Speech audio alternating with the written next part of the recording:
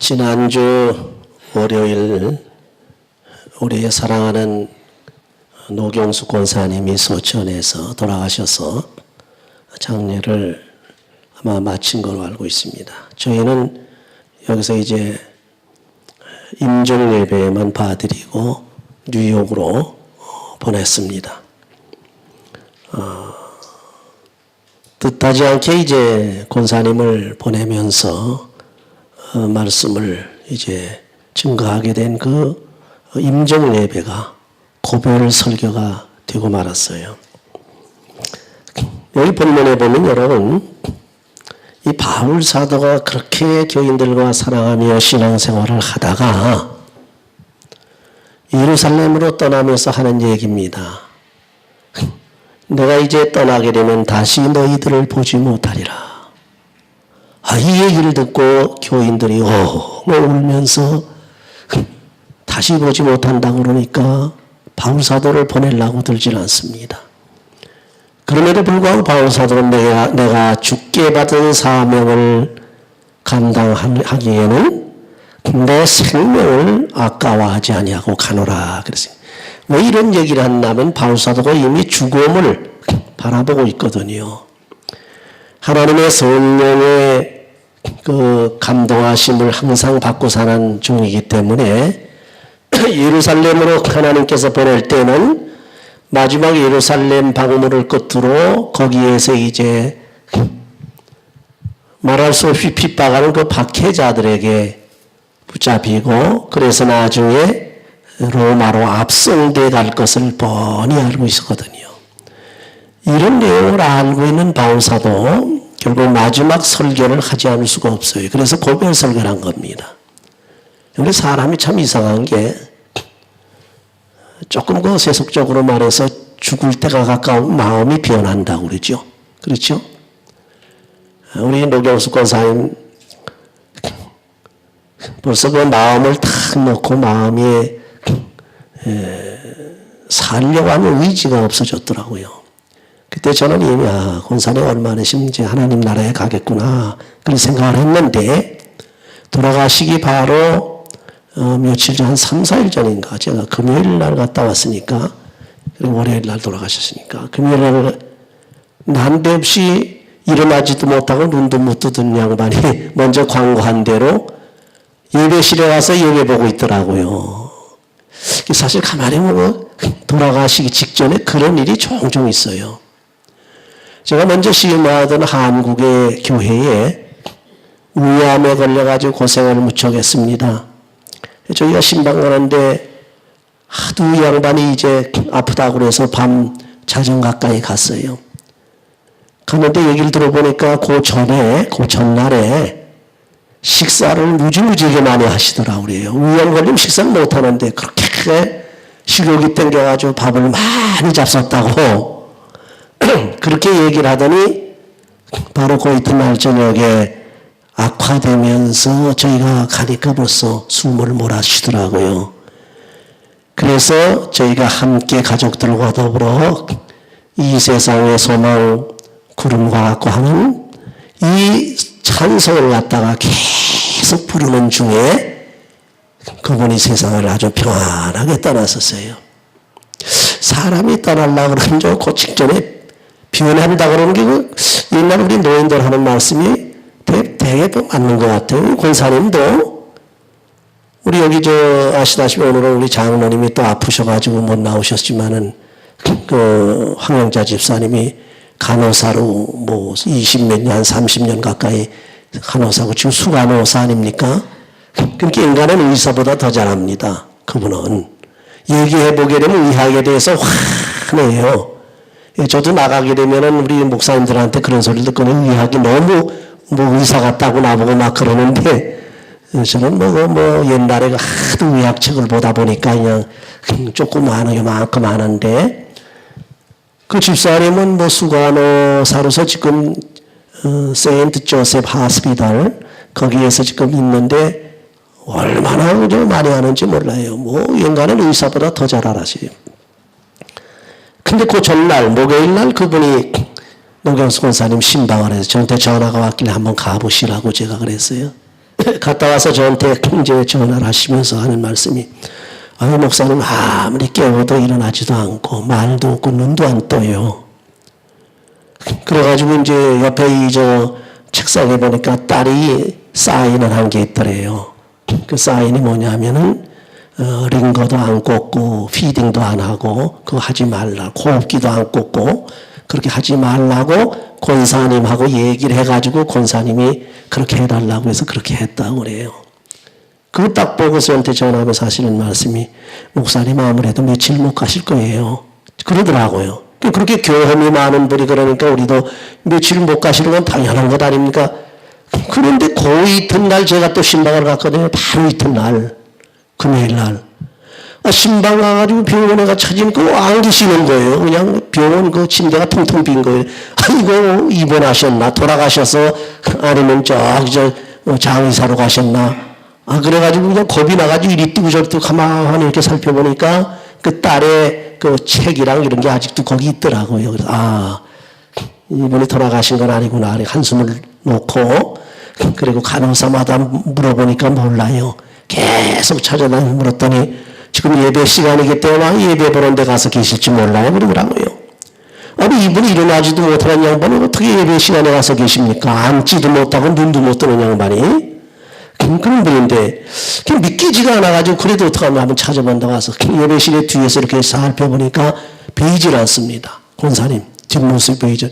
앞에 있는 분이 그분 비슷해가지고 아주 오래 보니까 그분 아니더라고.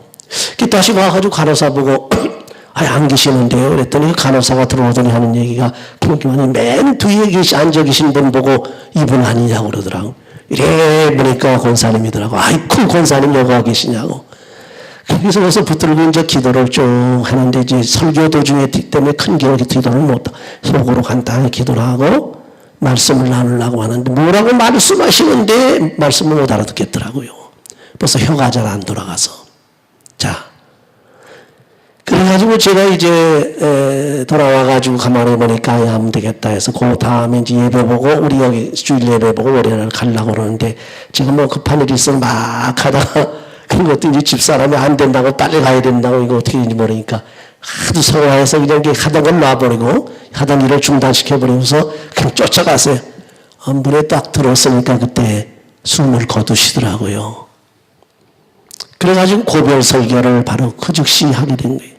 장로님 4번 오시라고 오고, 다른 분들은 뭐 연락해 뭐 발이 없어 오시도 못하고, 또 부목사님하고 전사님 이래서 내려오시라고 그래가지고 막 같이 다 이제 고별 예배를 보고, 그 다음에 이제 뉴욕으로 보내니까 밤 10시 반 넘어서, 뭐 부목사님은 얘기 들어보니까 뭐 12시 넘어서 아마 1시나 아마 들어갔을 거예요, 집으로. 만약에 그 시간에 없었다고 그러면 고별 설교와 같은 그런 인정 예배도 못 드렸을 겁니다. 하나님께서 벌써 예감을 주시는 거예요. 그리고 그분이 저보고, 그 권사님이 언젠가 하는 얘기가, 목사님, 나 죽을 것 같아요. 그러시더라고요.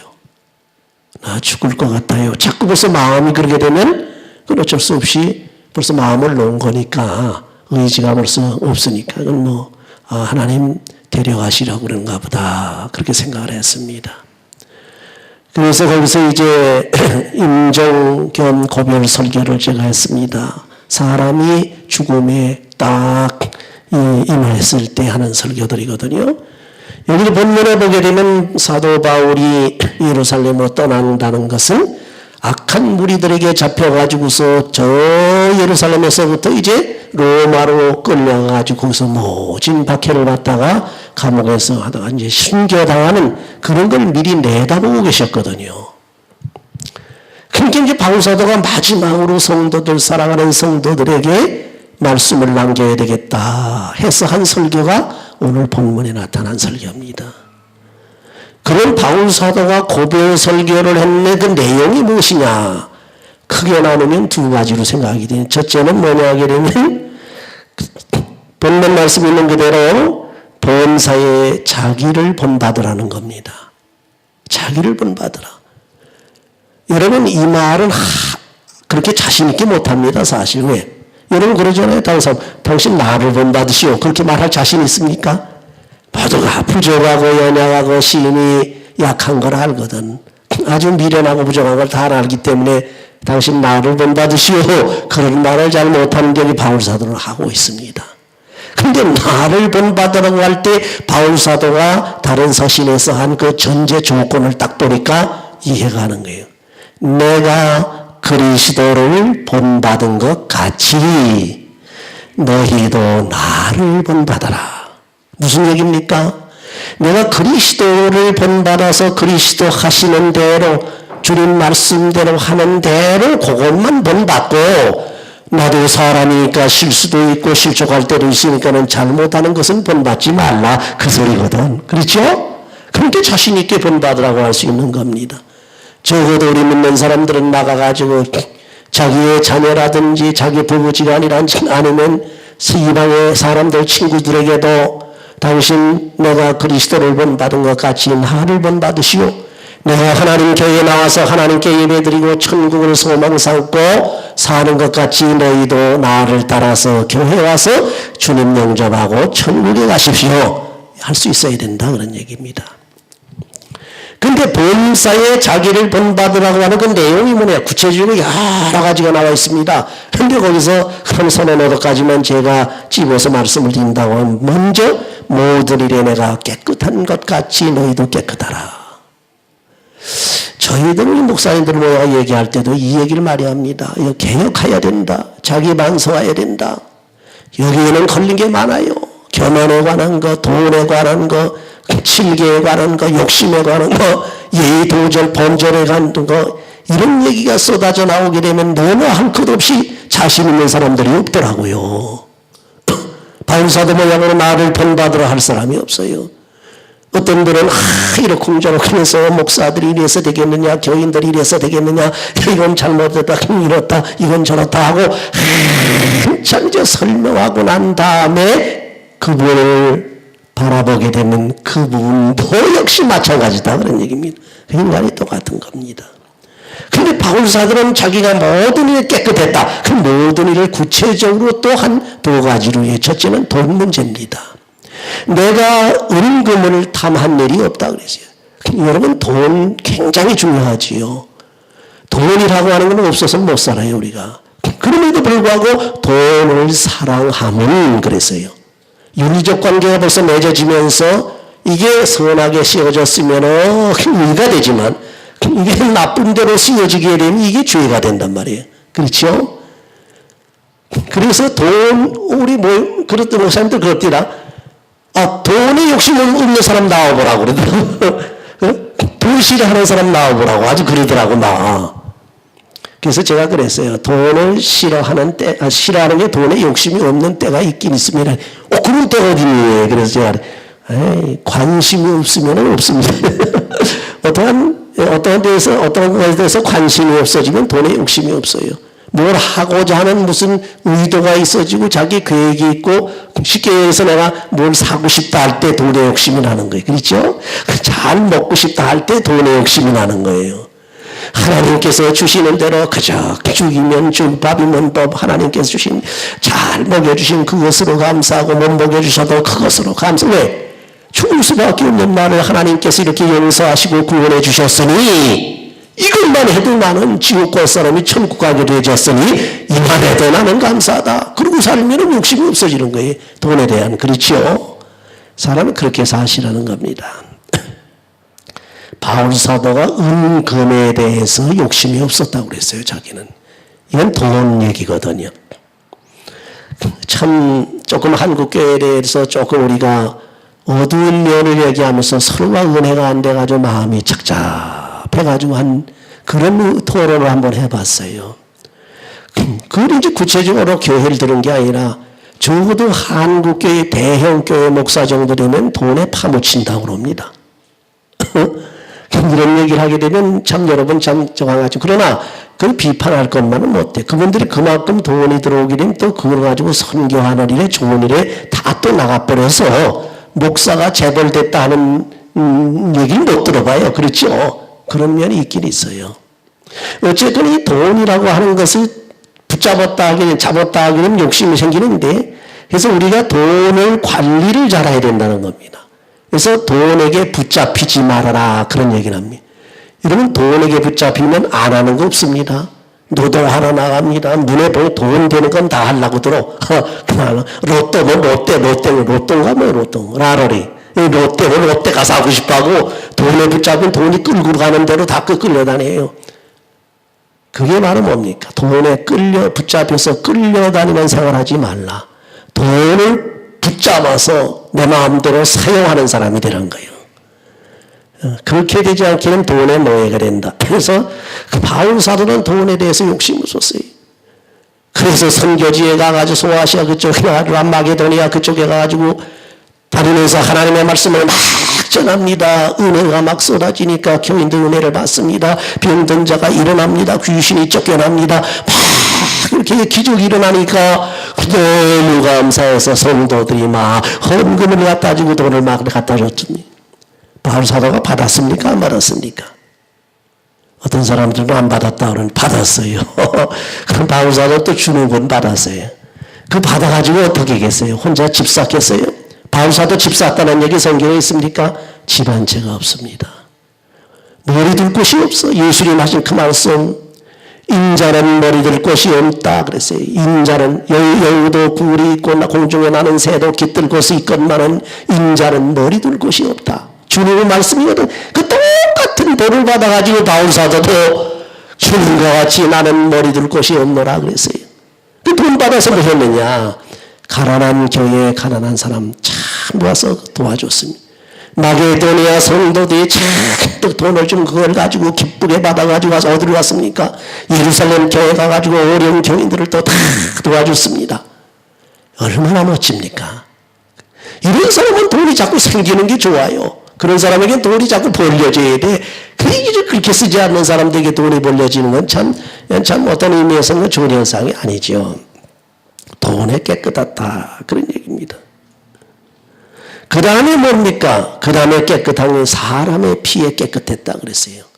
사람의 피에 깨끗했다는 얘기는 뭡니까? 인간관계를 잘 맞아서 서로가 악의다툼을 하지 아니하고 살아했다는 얘기입니다. 피를 흘리지 아니하고 남을 죽이는 일 하지 아니하고 남을 모독하는 일 하지 아니하고 그 남을 비난하는 일 하지 아니하고 남을 영적으로 육적으로 물적으로 죽이는 일 하지 아니하고 피 흘리게 하는 일을 하지 아니하고 오히려 저를 사랑하고 저희를 도와주고 주의 은혜 가운데서 기쁨으로 성도의 교제를 나누었다. 이것을 본받으라. 예, 바울 사도예요. 그 다음에 바울 사도가 본받으라는 것이 뭡니까? 주의 뜻이면은 또 유익한 것이면은 어디서나 무엇이든지 다 바울 사도는 전했다고 그랬어요. 특별히 여기에 필요한 것이 회개라는 겁니다. 다시 말하면 이방에 와서 전도할 때 사람들이 하나님 앞으로 돌아오기 위해서는 회개해야 돼요. 회개해야만 성령을 받고 성령을 받아야만 중생하고 중생을 해야만 천국에 가니까. 그러니까 회개를 전했다. 그리고 회개 말하고 흠나는 것이 아니라 저들에게 하나님 믿음을 주시옵소서. 믿음이 날마다 성장하게 하시옵소서. 어떤 사람들은 뭐 1년 믿어도 그통 2년을 믿어도 그 모양 3년을 믿어도 그 모양. 이거 참 답답한 사람들 많잖아요. 그러나 성령을 받고 하나님의 말씀대로 순종을 잘하는 사람들은 하나님의 말씀을 받고 성령의 인도함을 받아서 날이 가면 갈수록 점점 믿음이 자라는 줄을 믿으시기 바랍니다. 그런 사람들이 되라. 권면 두 번째예요. 세 번째 권면은 뭡니까? 시험과 환난 이런 것이 닥쳐온다 할지라도 자기는 생명을 내놓을지언정 그 시험과 환난에서 지지 않아 극복했다는 얘기입니다. 여러분 보세요. 생명을 갖다가 내놓으라고 할 때는 인간의 사람 다 굴복합니다. 베드로 같은 사람은 믿음이 그렇게 강했던 사람, 병자를 고치고 말이죠. 그 무리를 막 걸어가고 막 했더니 베드로야, 죽은 자도 살리고 했던 베드로인데, 아, 당신이 바로 그 예수라고 하는 사람에게 한 패거리다 하고서 막 예수님 십자가에 붙잡혀 갈 때 그러니까 겁이 나가지고 나는 아니라고 3번씩이나 저주하면서까지 부인하지 않았어요. 그 인간이에요. 그 인간이에요. 근데 바울 사도는 뭐라 그랬습니까? 그 생명도 내놓으라는 겁니다. 생명 딱 내놓으면 그런 부인 안 한다는 겁니다. 예수 안 버린다는 겁니다. 살라고 하는 생의 애착이 요만큼만 있으면 그걸 파고 들어와서 마귀 사탄에 들어와가지고 야 너 죽으면 어떻게 하려고 그러냐, 너 하나밖에 없는 생명, 하나밖에 없는 목숨 죽으면 어떡하냐, 지금 잠깐 피했다가 다시 하면 되지 않느냐, 이렇게 살살 꼬셔가지고 자꾸 이게 잘못하게 하는, 그래가지고서 생명의 애착, 생의 애착에다 갖다 걸어놓고서 목숨에다 걸어놓고서 시험을 할 때 대부분이 넘어지는데 바울 사도는 넘어져서 안 된다. 넘어지지 말아라.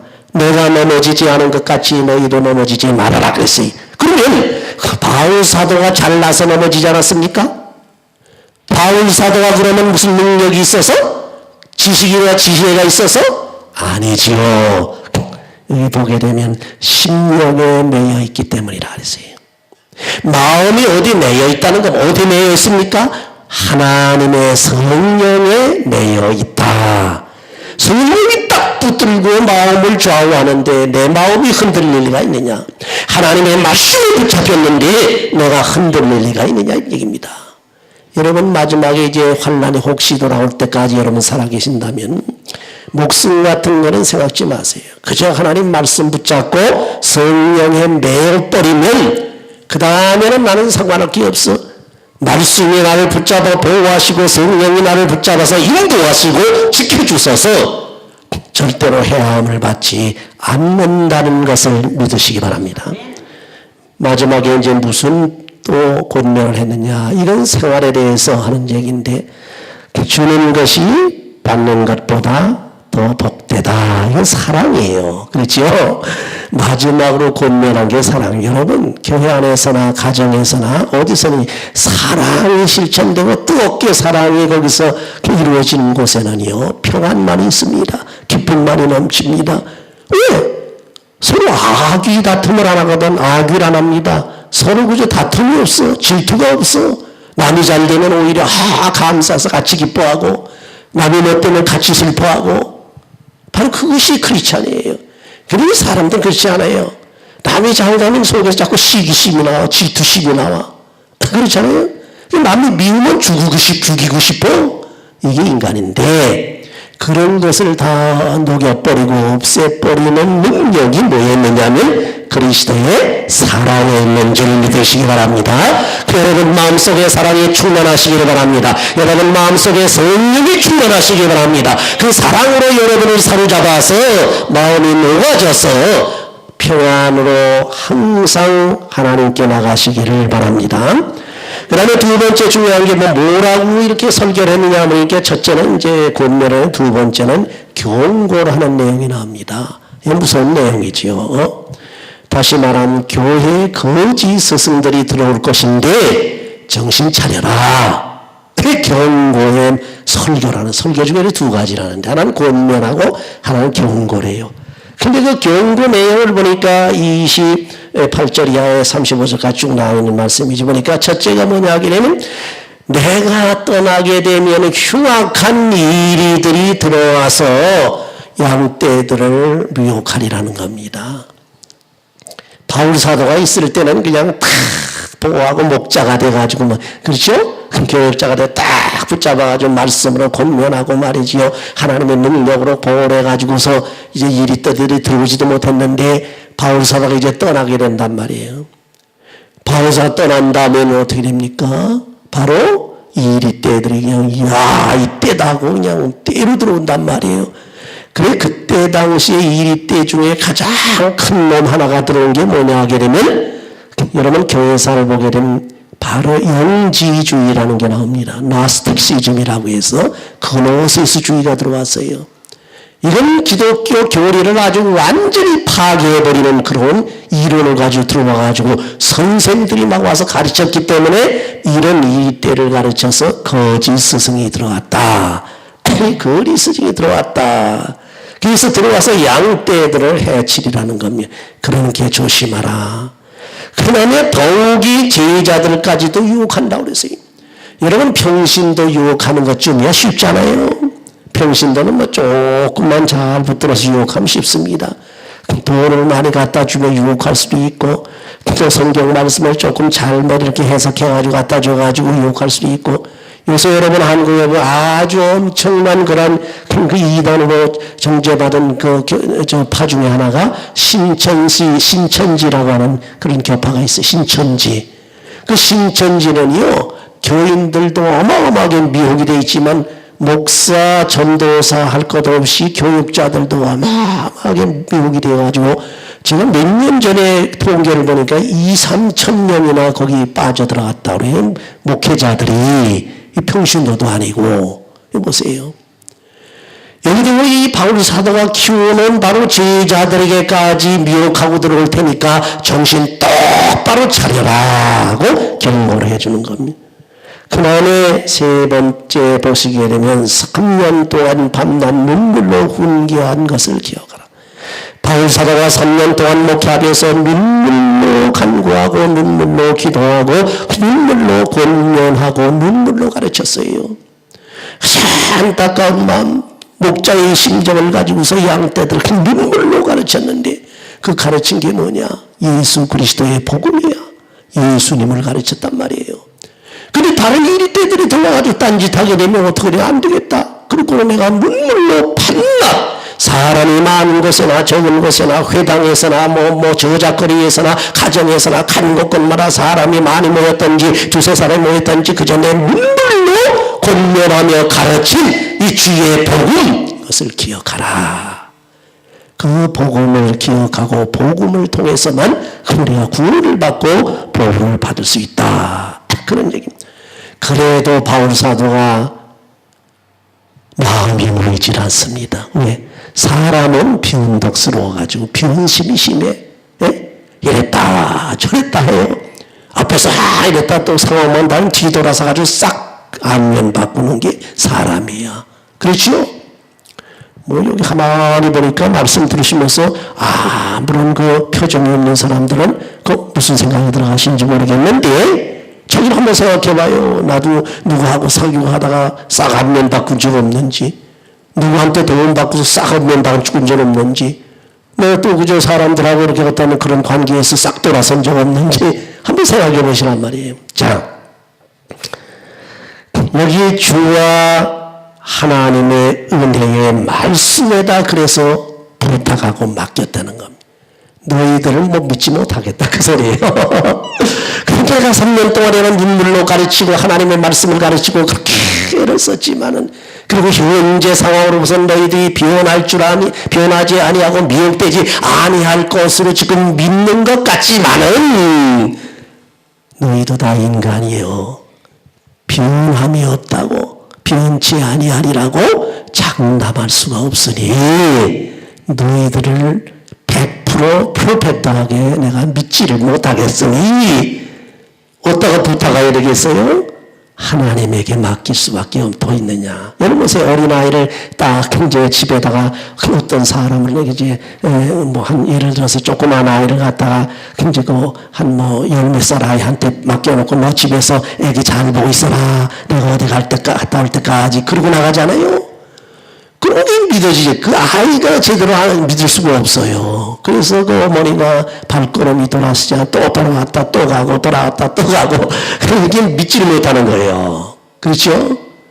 바로 그겁니다. 바울 사도가 교인들에게 그렇게 권면하고 가르치고 해가지고 믿을 수 있었는데 그 믿음이 완벽하지 못하다는 겁니다. 왜? 사람이야.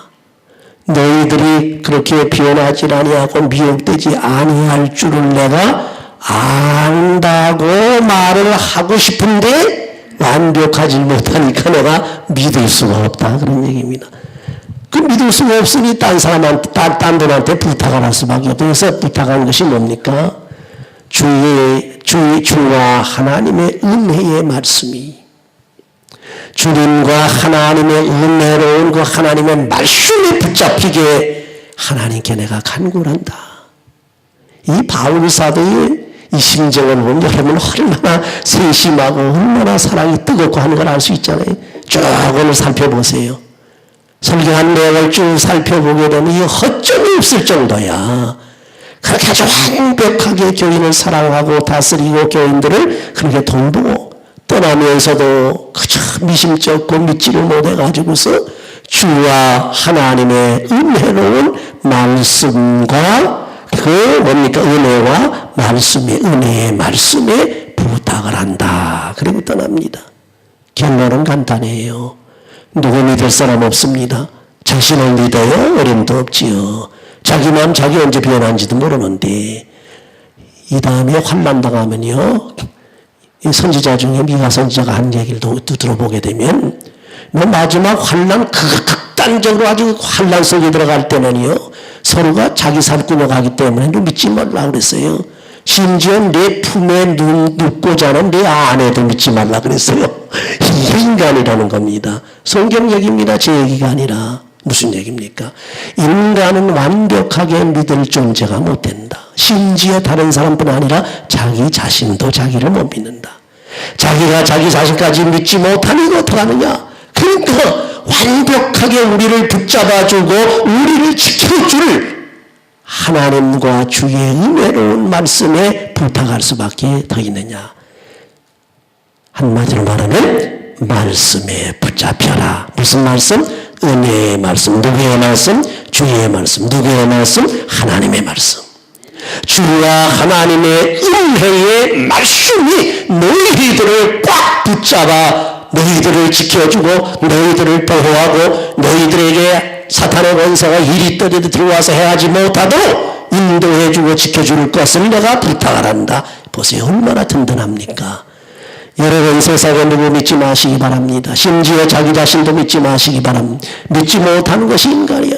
믿을 것은 그래서 어떤 분이 그냥 믿을 것은 예수, 못 믿을 것은 사람 그랬대요. 못 믿을 것은 사람, 믿을 것은 예수 그랬대요. 여러분 하나님의 말씀에 꼭 붙잡히시기를 바랍니다. 하나님의 말씀에 의지하시기 바랍니다. 하나님의 말씀에 꽉 붙잡혀서 그 말씀이 시키는 대로 말씀이 인도하는 대로 따르시기 바랍니다. 그 말씀을 통해서 여러분의 신앙에 든든히 있어서 하나님 앞에 나가 주를 영접할 수 있는 큰 은혜의 삶을 사시기를 주의 이름으로 축원합니다. 기도합시다. 감사하신 하나님, 바울 사도의 고별 설교 저희들이 간단히 살펴보았습니다. 구구절절히 애절하고 정말로 사랑이 담겨져 있는 귀한 말씀인 줄 압니다. 저희들 항상 바울 사도의 고별 설교 내용을 되새기며 항상 하나님 앞에 나갈 수 있게 하여 주시옵소서. 바울 사도를 본받아 주를 따르고 주의 말씀에 붙잡히는 자들이 되게 하여 주시옵소서. 예수님의 이름으로 기도하옵나이다. 아멘.